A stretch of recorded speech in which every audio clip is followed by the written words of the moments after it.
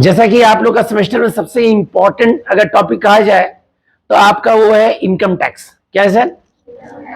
तो आखिर income tax जो है पेपर, इसके पहले जानना जरूरी है आखिर टैक्स होता क्या है, क्योंकि ये इनकम टैक्स का ही एक पार्ट है, इसका पार्ट है सर। तो ये जानना जरूरी है कि ये टैक्स होता क्या है। टैक्स होता है जिसको हम कर कहते हैं। क्या कहते हैं सर? कर कहते हैं। ये कर होता क्या है? प्राचीन समय में जब जमींदारी प्रथा था, तो जब जमींदारी प्रथा से पहले जब ब्रिटिश शासन था, तो ब्रिटिश सरकार क्या करते थे, लोगों से लगान वसूलते थे। लगान मतलब होता था, कहा जाता था कि आप यदि खेती बाड़ी करते हैं तो उसका कुछ हिस्सा हमको आपको जमा करना पड़ेगा। तो वो राशि गवर्नमेंट के लिए, उसमें ब्रिटिश गवर्नमेंट के लिए लगान कहलाता था। क्या कहलाता था? तो लगान क्यों डिपॉजिट किया जाता था? लगान डिपॉजिट किया जाता था कि यदि आप किसी प्रकार का कोई कार्य कर रहे हैं तो उस कार्य का कुछ बेनिफिट आपको हमको डिपॉजिट करना पड़ेगा, तभी आप वो काम कर सकते हैं। अगर आप वो जमा नहीं करेंगे तब तक आपको वो काम करने के लिए आपको ऑथराइजेशन, वो आपको किस प्रकार ऑर्डर, आदेश नहीं दिया जाएगा। तो धीरे धीरे सभ्यता चेंज हुआ, ठीक है। तो चेंज हुआ, उस प्रकार सरकार बने, देश बने। तो सबसे पहले टैक्स हमारा 1861 में पास किया गया। कितना पास किया गया? 1861 में। भारत में इसको अप्लाई किया गया था 1 अप्रैल 1961 को। 1 अप्रैल 1961 को। तो उसी दौरान कहा गया कि कर वह राशि होता है जिसके तहत समाज में रहने वाला प्रत्येक व्यक्ति अपने इनकम के अनुसार, अपने आय के अनुसार कुछ राशि सरकार को जमा करता है, तो उस राशि को ही हम क्या कहते हैं? कर कहते हैं। अब समाज में रहना तो बहुत समाज में रहने वाले बहुत प्रकार के व्यक्ति होते हैं। उच्च वर्ग, मध्यम और निम्न वर्ग के लोग होते हैं। 3 कैटेगरी के लोग होते हैं। अब कौन से कैटेगरी के लोग पे करेंगे? तो उसमें भी कंडीशन है कि उसको पे करने वाले वही कैटेगरी के लोग हैं जिनका इनकम गवर्नमेंट के इनकम के अनुसार अधिक हो। मतलब सरकार का एक टारगेट होता है कि यदि हमारे द्वारा दिए गए स्टेटमेंट के अनुसार यदि उसका ईयरली इनकम अधिक होता है, आय अधिक होता है, तो अपनी इनकम का कुछ भाग सरकार को जमा करेगा। वो राशि उसके लिए क्या कहलाएगा? कर कहलाएगा। क्या कहलाएगा? जिसका प्रयोग समाज के विकास के लिए होता है, सोसाइटी के डेवलपमेंट के लिए होता है। मतलब कर एक ऐसा राशि है जिसके द्वारा देश का विकास संभव हो पाता है, क्योंकि इसके द्वारा सरकार के पास जो फंड जमा होता है वो फंड कहलाता है नेशनल इनकम। यदि एक व्यक्ति किसी प्रकार का मेहनत करता है और उस मेहनत से जो पैसा वो अर्न करता है, तो वह राशि उसका इनकम कहलाएगा। क्या कहलाएगा? लेकिन सरकार समाज में रहने वाले प्रत्येक वर्ग के लोगों से, सरकार द्वारा सोसाइटी में रहने वाले प्रत्येक वर्ग के लोगों से जो राशि वसूला जाता है वो सरकार के लिए कर कहलाएगा। क्या कहलाएगा? हमारी इनकम कहलाएगा। लेकिन हमारे इनकम का कुछ भाग हम सरकार को जमा करते हैं, तो गवर्नमेंट के लिए वो क्या कहलाएगा? कर कहलाएगा।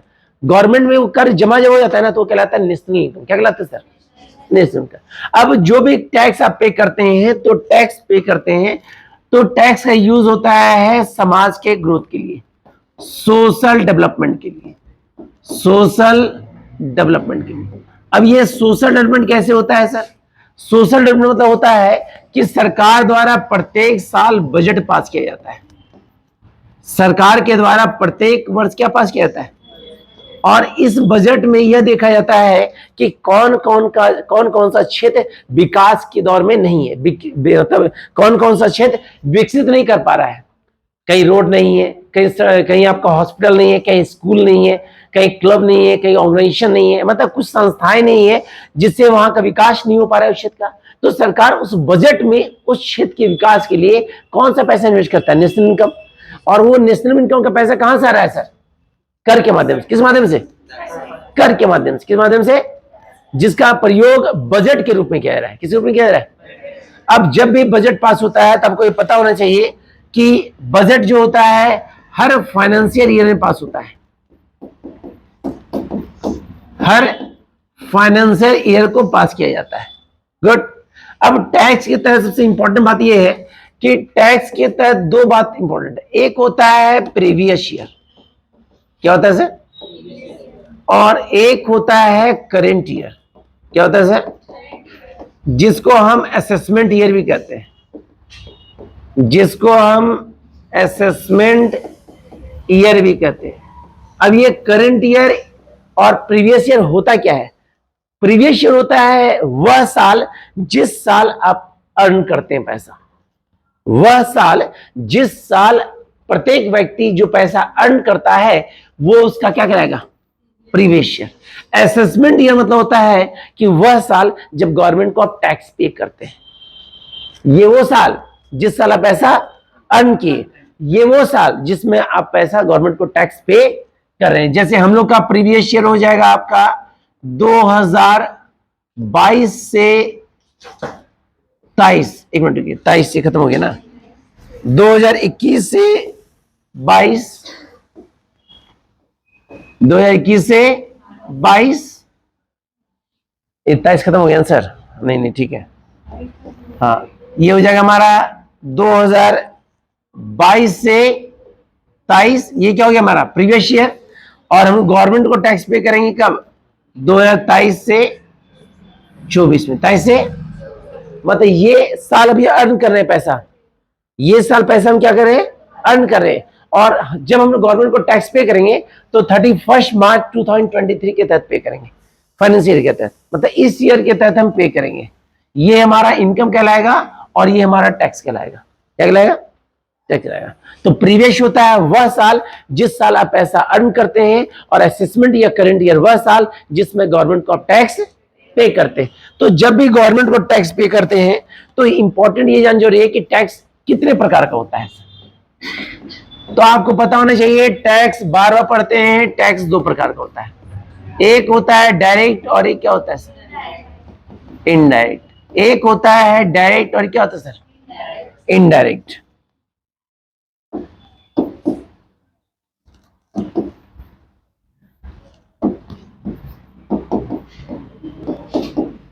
ये डायरेक्ट जो होता है जिसको हम प्रत्यक्ष कर करते हैं, कौन कर करते हैं? और इसको हम अप्रत्यक्ष कर करते हैं, कौन कर करते हैं सर? ये डायरेक्ट टैक्स ही आपका इनकम टैक्स कहलाता है। डायरेक्ट टैक्स क्या कहलाता है आपका? इनकम टैक्स, जिसको हम आयकर कहते हैं। जो पढ़ना है आपको सेमेस्टर 3 में, और ये पढ़ना है सेमेस्टर 4 में। ये पढ़ना है 3 में और ये पढ़ना है 4 में। तो जब भी आप टैक्स पे करते हैं तो डायरेक्ट टैक्स जो होता है वह टैक्स होता है जिसके तहत आप हैंड टू हैंड पे करते हैं, या अपनी इनकम में से जो राशि पे करते हैं, अपनी इनकम में जो पे करते हैं वो आपका कौन टैक्स कहलाएगा? Direct tax. तो डायरेक्ट टैक्स के अंतर्गत दो व्यक्ति, दो कैटेगरी के लोग आते हैं। एक होते हैं हमारा गवर्नमेंट एम्प्लॉय, सरकारी कर्मचारी, और एक होता है नॉन गवर्नमेंट। क्या होता है सर? गवर्नमेंट हो गया है वह कर्मचारी जो सरकारी विभाग में काम करता है, वह भी अपना टैक्स पे करेगा, किस रूप में? Income tax. और एक होता है नॉन गवर्नमेंट, वह व्यक्ति जो प्राइवेट सेक्टर में काम करता है वह भी टैक्स पे करेगा, किसके तहत? इनकम टैक्स तहत। तो इसका भी कैटेगरी होता है कि आपका इनकम किस लेवल तक है, कितना आपका इनकम है या नहीं है। उसका भी चेन है, बताएंगे वो चेन क्या होता है, प्रोसेस, कि कितना आपका सैलरी है तो कितना आप टैक्स पे कर सकते, कितना रेट ऑफ इंटरेस्ट, मतलब कितना टैक्स का रेट है। ठीक है, तो ये होता है डायरेक्ट टैक्स। अब इस डायरेक्ट टैक्स के तहत आपका जो कैटेगरी है, जो चैप्टर है, आखिर वो क्या है चैप्टर, देखिए ध्यान से। इसके तहत जो चैप्टर है, सबसे पहला चैप्टर है income from salary. Income from salary. दूसरा है हमारा रिटायरमेंट। तीसरा है हमारा है हाउस प्रॉपर्टी। चौथा है income house property, income from house property. चौथा है हमारा है बिजनेस प्रोफेशन, बिजनेस प्रोफेशन। अगला हमारा है कैपिटल गेन, और अगला हमारा है chapter income from other sources. Income from other sources, other. तो ये आपका चैप्टर पढ़ना है, इतना चैप्टर पढ़ना है। ये जो चैप्टर है ये सैलरी से रिलेटेड है, दोनों इंक्लूडेड है। ठीक है, ये चैप्टर हाउस प्रॉपर्टी है, ये बिजनेस प्रोफेशन कैपिटल के आदर्श। आगे ये चैप्टर है कैसा? तो सबसे पहला आपका इनकम टैक्स के तहत सबसे पहला है इनकम फ्रॉम सैलरी। यदि आप किसी भी विभाग में काम करते हैं, चाहे वो सरकारी हो या गैर सरकारी, चाहे वो सरकारी गवर्नमेंट हो या नॉन गवर्नमेंट हो, यदि उस विभाग में आप काम करते हैं तो उस विभाग में काम करने के पश्चात आपको जो राशि दिया जाता है वो आपके लिए वेतन कहलाता है। क्या कहलाता है? तो उस वेतन के तहत गवर्नमेंट को जब टैक्स पे करते हैं तो उसका प्रोसीड्यूर कहलाता है इनकम फ्रॉम सैलरी। क्या कहलाता है? उसी के तहत हमारा क्या है सर? रिटायरमेंट नियम कहा गया है। यदि आप गवर्नमेंट विभाग में काम करते हैं तो बहुत सारे डिपार्टमेंट ऐसा है कि वहां रिटायरमेंट के बाद भी आपको पेंशन के रूप में पैसा मिलता है, बताएं सर। तो वहां भी आपको टैक्स पे करना पड़ेगा क्योंकि उस कंडीशन में आप गवर्नमेंट एम्प्लॉय है, क्योंकि आपको पेंशन मिल रहा है। अगला टॉपिक है हाउस प्रॉपर्टी। हाउस प्रॉपर्टी होता है यदि आपका मकान है और उस मकान को आप किराए पे लगा दिए, उस मकान में लॉस दे दिए, उस मकान को किसी को रेंट में चार्ज कर दिए, तो वहां से जो पैसा अर्न हो रहा है तो वो तो सैलरी नहीं कहलाएगा, वो तो बिजनेस ऑप्शन नहीं कहलाएगा, वो क्या कहलाएगा? क्योंकि उस मकान से जो पैसा अर्न कर रहे हैं वो पैसा आप कहलाएगा इनकम फ्रॉम हाउस प्रॉपर्टी। तीसरा होता है business profession, income from business profession. Profession मतलब होता है कि जब कोई व्यक्ति किसी विशेष नॉलेज को प्राप्त करके, विशेष ज्ञान को प्राप्त करके उस ज्ञान के द्वारा जो पैसा अर्न करता है वो क्या कहलाएगा उसके लिए? डॉक्टर, टीचर, वकील, शिक्षक, ये सब हो गया। ये इसमें आ गया, हम लोग इसमें आ गए सर बिजनेस प्रोफेशन में। हम लोग अर्न कर रहे हैं पैसा, लेकिन किसी तहत हम लोग किसी के अंडर काम नहीं कर रहे हैं, हम लोग अपने नॉलेज को ग्रो करके उससे पैसा अर्न कर रहे हैं। अगला क्या है? कैपिटल मतलब पूंजी लाभ। पूंजी लाभ क्या होता है? यदि किसी भी संपत्ति को परचेज करते हैं, किसी भी एसेट को परचेज करते हैं और परचेज करने के पश्चात एक सीमित समय के बाद, एक निश्चित समय के बाद उसका वैल्यू जब बढ़ जाता है ना सर, तो किसमें आता है? मान ली कोई जमीन खरीदे हम 10 लाख में और 10 साल बाद उसका दाम 1 करोड़ हो गया, तो जिसमें 10 लाख खरीदे उसमें गवर्नमेंट टैक्स पे किए, और जब 10 साल के बाद उसका दाम 1 करोड़ होगा सर, तो उसमें भी उस पर टैक्स पे करेंगे, तो किसके में आएगा सर? कैपिटल। मतलब सब चैप्टर का थीम बता देने क्या है चैप्टर। और अगला होता है income from other sources. Income from other source मतलब वैसा सोर्स जिसके तहत आप लॉटरी, जुआ, पजल्स, गेम, मतलब वैसा इनकम जिसमें आप क्या करते हैं, एक सोर्स के माध्यम से, एक सोर्स के माध्यम से जो पैसा प्राप्त करते हैं वो क्या कहलाता है? Income from. मान लीजिए किसी को हम सूद में पैसा दिए तो उससे इंटरेस्ट लेना भाई, तो इंटरेस्ट मेरा जो पैसा बढ़ेगा तो किसमें आएगा सर? Other sources. तो इसका भी एक चेन होता है कि यदि आपकी इनकम 5 लाख है तो कितना टैक्स देना होगा, 5 लाख से लेकर कितना देना पड़ेगा, कितना एग्जेम्प्टेड किया जाएगा। तो ये सब चेन है। यदि उस चेन में आपका इनकम होता है तो आप टैक्स पे करेंगे, और नहीं होता टैक्स। तो ये 6 चैप्टर किसमें है सर मेरा? यही हमको पढ़ना है। आपको जैन का बुक लेना है सर, ठीक है। अगला इनडायरेक्ट टैक्स, ये पढ़ना है। फॉर्मेलिंग भी जान लीजिए, इसके तहत एक ही चीज होता है, क्या होता है वो? जीएसटी। लेकिन हमको पढ़ना है सेमेस्टर 3 के तहत इनकम टैक्स। अब इनकम टैक्स में ये चैप्टर जो है इसके लिए बुक इंपॉर्टेंट है, अगर बुक नहीं होगा तो दिक्कत, बहुत दिक्कत है। तो इसके तहत हम आपको सैलरी रिटायरमेंट स्टार्ट नहीं करेंगे, इसके लिए बुक चाहिए।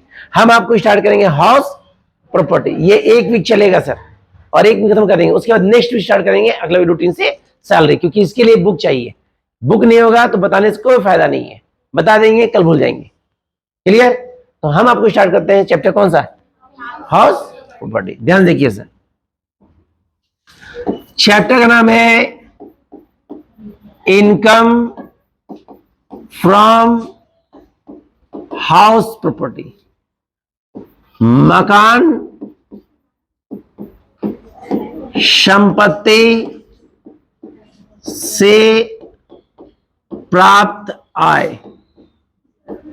सुनिएगा सर, मकान संपत्ति से प्राप्त है वैसा है जिसके तहत आप मकान से पैसा अर्न करते हैं, तो वो आपका कहलाएगा इनकम फ्रॉम हाउस प्रॉपर्टी। तो इसको बनाने का एक टेबल होता है, एक फॉर्मेट होता है। वो फॉर्मेट क्या होता है, ध्यान देखिए सर। फॉर्मेट होता है, सबसे पहले लिखते हैं अकॉर्डिंग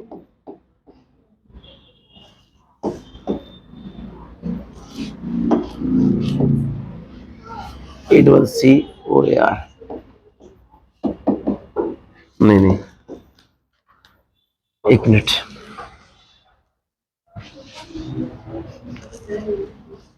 चलो कैसे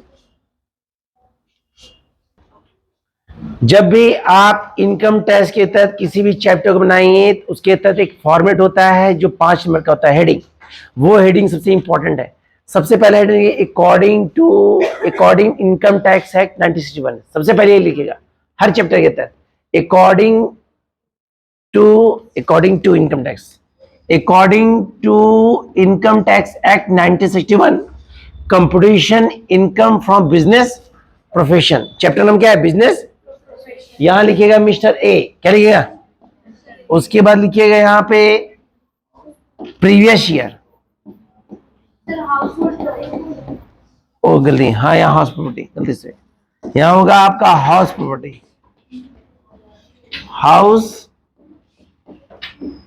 प्रॉपर्टी, यहां होगा प्रीवियस ईयर।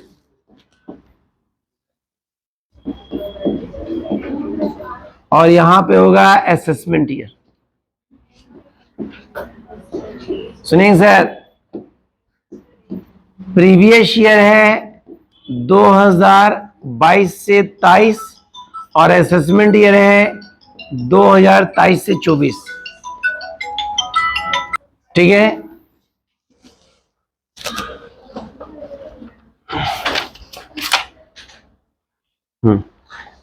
यहां पे 21 से 22 लिखिएगा सर, क्योंकि अभी बुक में आपका दिया हुआ है, इस बुक में हम लोग पिछले टैक्स पढ़ेंगे ना सर, 21 से 22 और 22 से 23, ये है। सबसे पहले ये लिखेंगे, उसके बाद क्या करेंगे, यहां लिखेंगे पार्टिकुलर और यहां क्या लिखेंगे, आप ये नहीं लिखे तो चलेगा, नहीं, 2 पार्ट कर देंगे। सबसे पहले लिखिए यहां पे ग्रॉस एनुअल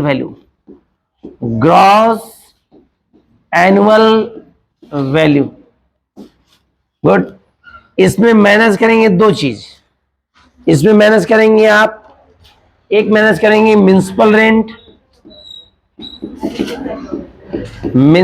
रेंट और दूसरा अनरिलाइज्ड रेंट या अनरिलाइज्ड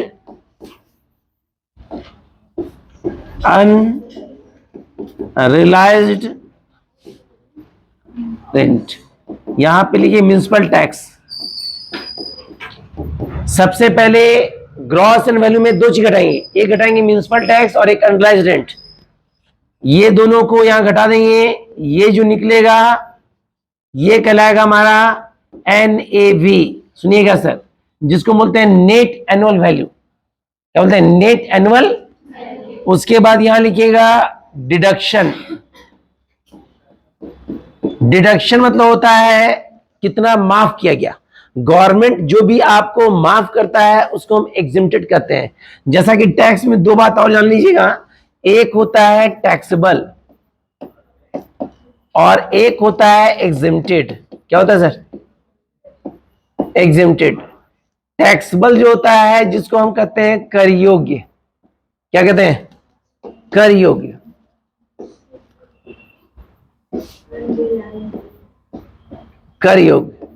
और एग्जेम्प्टेड होता है जिसको हम बोलते हैं कर मुक्त। क्या बोलते हैं?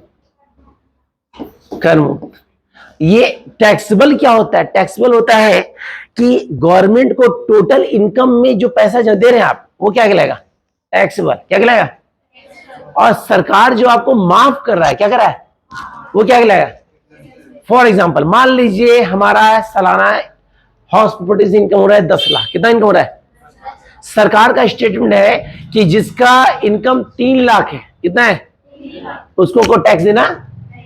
तो 3 लाख मेरा एग्जेम्प्टेड हुआ और 7 लाख मेरा क्या होगा? टैक्सेबल हुआ। 3 लाख मेरा क्या हुआ? एग्जेम्प्टेड। और 7 लाख क्या हुआ?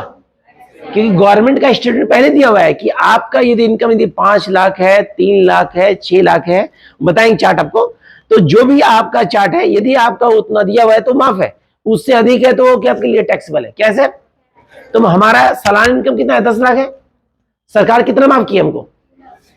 तो एग्जेम्प्टेड कितना हो गया मेरे लिए? एग्जेम्प्टेड मेरे कितना हो गया? हम गवर्नमेंट को टैक्स पे देंगे सर। अब आपसे पूछेगा 7 लाख आपके लिए क्या है सर? टैक्सेबल है, क्योंकि उस पर टैक्स पे करेंगे, उस पर टैक्स। और 3 लाख एग्जेम्प्टेड जो सरकार हमको माफ किया, तो सरकार जो माफ किया मेरे लिए क्या हो गया? कर मुक्त, फ्री हो गया उससे। और टैक्सेबल मतलब जो बच्चा उस पर टैक्स पे करेंगे। क्या? 4 वर्ड। एक बताया प्रीवियस ईयर, वह साल जब सारा पैसा कमाते हैं, अर्न करते हैं। दूसरा होता है असेसमेंट ईयर, वह साल जब गवर्नमेंट को टैक्स पे करते हैं। ठीक है। तीसरा होता है हमारा एग्जिम्प्टेड, जिसपे सरकार माफ करता है, वह राशि जो सरकार को माफ करता है वो मेरे लिए क्या कहलाए? एग्जिम्प्टेड। अगला होता है टैक्सेबल, वह राशि जिसपे हम टैक्स पे करते हो, मेरे क्या हो गया? टैक्सेबल। सारे नोट्स देंगे सर, कंटिन्यू सब टर्म नोट देंगे। तो ये 4 हो गया सर। अब हाउस प्रॉपर्टी के तहत सबसे पहले लिखेंगे ग्रॉस एनुअल वैल्यू, यहां लिखिए म्युनिसिपल टैक्स, यहां लिखिए अनराइज्ड रेंट, यहां लिखिए एनएवी मतलब होता है net annual value, net annual value, जिसको हम शॉर्ट में कहते हैं एनएवी। एनए यहां लिखेंगे यूएस मतलब अंडर सेक्शन 24 मतलब सरकार के द्वारा सेक्शन कौन सा है? 20। यूएस मतलब होता है अंडर सेक्शन, क्या होता है? अंडर से। अब यहां लिखेंगे हम लोग, यहां लिखेंगे सबसे पहले हमारा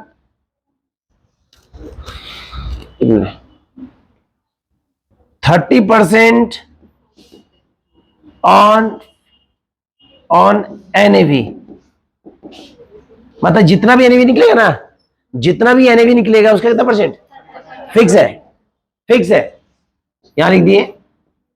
डिडक्शन हमेशा माफ करते हैं, मतलब माइनस करते हैं, याद रखिएगा। उसके बाद ये लिखेंगे interest on loan, interest on minus कर देंगे। ये दोनों को यहां माइनस कर दिए। माइनस करने के बाद जो निकलेगा जो, वो कहलाएगा total taxable income from house property. आपको पूरा लिखना पड़ेगा सर, आपको पूरा लिखना पड़ेगा। Total taxable income from house, सुनिए ध्यान से। सबसे पहले लिखिएगा according to income tax act 1961, 5 नंबर का ही चार्ट है sir. Computation income from house property mister A, जो भी नाम रहेगा question. Previous year 21-22, assessment year 22 और 23। पार्टिकुलर अमाउंट सबसे पहले लिखेंगे ग्रॉस एनुअल वैल्यू, लिख दिए। अब कैसे निकले बताएंगे आपको। इसमें 2 ही चीज घटेगा, म्युनिसिपल टैक्स और अनराइज्ड रेंट। दिया है तो घटाएंगे, नहीं है तो जो निकला क्या लिखे? NA net annual. उसके बाद लिखेंगे डिडक्शन अंडर सेक्शन 24 के तहत उसमें लिखेंगे आपका 30% ऑन एनएवी, जो भी निकला उसका कितना परसेंट? और दूसरा इंटरेस्ट ऑन, ये दोनों माइनस करेंगे, जो निकलेगा ये नाम कहलाएगा total taxable income from house. अब जानना जरूरी है कि भाई यहाँ पे जी भी कैसे निकलता है। जी मतलब ये वाला वर्ड, इसको शॉर्ट में कहते हैं जी ए। तो जीएवी निकालने का ट्रिक है सर, सुनिए यही ट्रिक समझना है हमको। वर्किंग नोट, हर क्वेश्चन में आपको 4 नाम खोजना पड़ेगा, हर क्वेश्चन में आपको 4 नाम। सबसे पहला नाम आपको खोजना पड़ेगा म्युनिसिपल वैल्यू, म्युनिसिपल। दूसरा आप खोजना पड़ेगा, एक मिनट सर,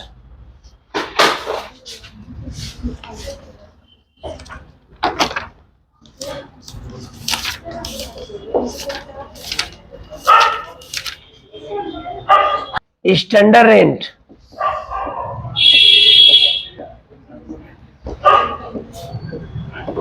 तीसरा आपको actual rent,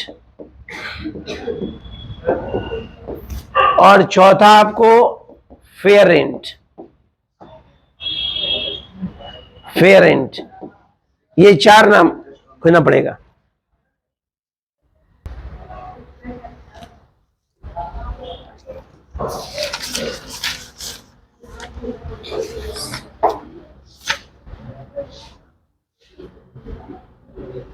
municipal, fair rent, actual rent, fair rent.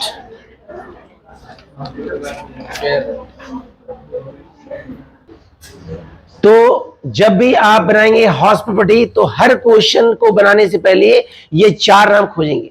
है तो ठीक है, नहीं है तो 2-3 नाम जो पक्का रहेगा। तो पहला नाम होता है म्युनिसिपल वैल्यू, जिसको बोलते हैं नगर पालिका मूल्य, ठीक है। दूसरा होता है फेयर रेंट, जो आपका उचित किराया होता है, क्या होता है सर। तीसरा होता है एक्चुअल रेंट, जिसको तो वास्तविक किराया बोलते हैं, क्या बोलते हैं सर। और एक होता है स्टैंडर्ड, जिसको बोलते हैं मानक किराया, कितना माना गया है। ये 4 खोजिएगा। अब ये चारों का नियम होता है, कैसे निकालेंगे। सबसे पहले देखिए तीनों में कौन बड़ा है, बड़ा मतलब प्लस चिन्ह दे दिए, तीन में कौन, उसका अमाउंट लिखेंगे। फिर देखिएगा ये दोनों में कौन बड़ा है, ये दोनों में कौन। फिर देखिएगा ये दोनों में कौन छोटा है, जो छोटा है वही अमाउंट कहलाएगा मेरा GAV। जैसे बताते एग्जांपल बताते हैं GAV। जैसे एग्जांपल मान लीजिए इसका अमाउंट है 1 लाख, कितना सर। इसका अमाउंट है 2 लाख, कितना सर। इसका अमाउंट है 3 लाख, कितना सर। और इसका अमाउंट है 1 लाख, ठीक है। अब तीनों में बड़ा कौन है सर, 3 लाख लिख देंगे यहां पे। ये दोनों में बड़ा कौन है सर, अब दोनों में छोटा तो कोई नहीं है, बराबर है। तो आखिर आंसर कौन होगा सर, तो ये 3 लाख ही क्या कहलाएगा मेरा। उतारिए फॉर्मेट को पहले।